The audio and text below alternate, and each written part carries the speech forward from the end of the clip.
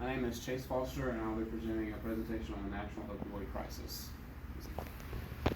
This is my audience. This is Ashley, Danielle, Dorian, Stephanie, and Madison, and we're all nurses at University Emergency Room. Alright. By the end of this presentation, the learner will recognize the impact that the opioid crisis has on healthcare, will identify signs and symptoms of opioid abuse, identify ways that the community and healthcare organizations are battling this crisis, and identify ways to personally make a difference. So what are opioids? Opioids are a broad group of pain-relieving drugs that work by interacting with opioid receptors in your cells. The most common types of these are morphine, fentanyl, oxycodone, hydrocodone, and heroin. People get addicted to opioids. The most common we see in the emergency room is sickle cell anemia patients that have had accidents in the past and have chronic back pain and they can't come off of the opioids. That's all they can do to manage their pain, or people that have had slip disc or bulging disc in their back. And how do you know someone is addicted, or you may suspect that someone's addicted to opioids? They cannot function daily without their opioids, and if they go miss a dose, they have impaired judgment, loss of memory, or they'll present very lethargic. Other symptoms that they may present to the ER with is chest pain, dizziness, sweating, or lethargy, constricted pupils. They will have an increased pain sensitivity, and worst case scenario, they come in with shallow respirations and end up being intubated and sent to the ICU. The most common types of overdoses we see in the ER is MVC secondary to overdose, or patients that come in DTs trying to quit cold turkey.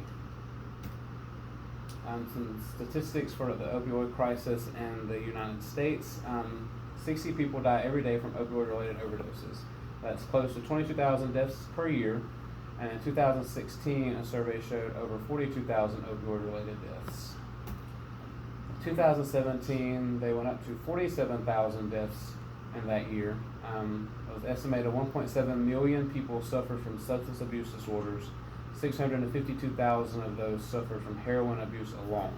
The rest was heroin in addition to other opioids.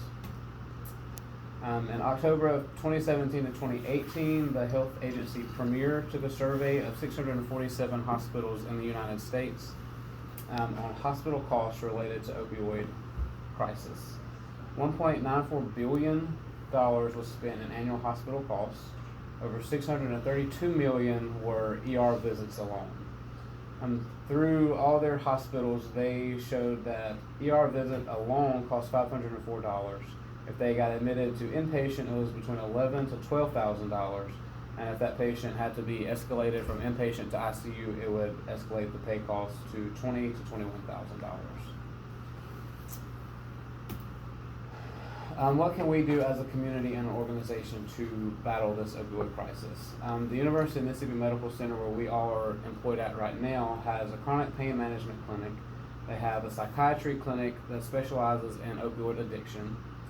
We have a behavioral health specialty clinics, and our departments of anesthesiology and psychiatry and human behavior are starting a first-time clinical trial that focuses on physical therapy and non-opioid medication, such as like Tylenol, Advil, and other NSAIDs, in addition to the physical therapy.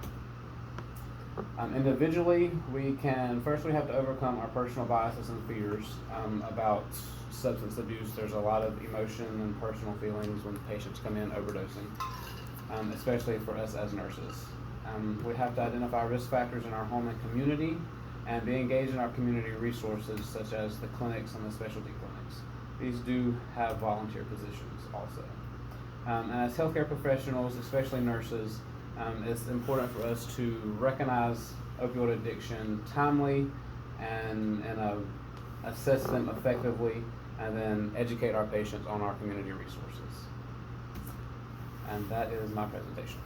30 more seconds. Have any questions? I was just going to ask about your sources. So Okay. the CDC, you got a lot of the information from the CDC? Yes, so they have all types of, you go to this website and it pulls up parts where you can go under statistics, you can go under healthcare costs, you can go under different types of opioids, which ones affect different body systems and the nerve endings and all that in your body, and it has all this broke down like step by step. Okay. Thank you. Alrighty. Thank you.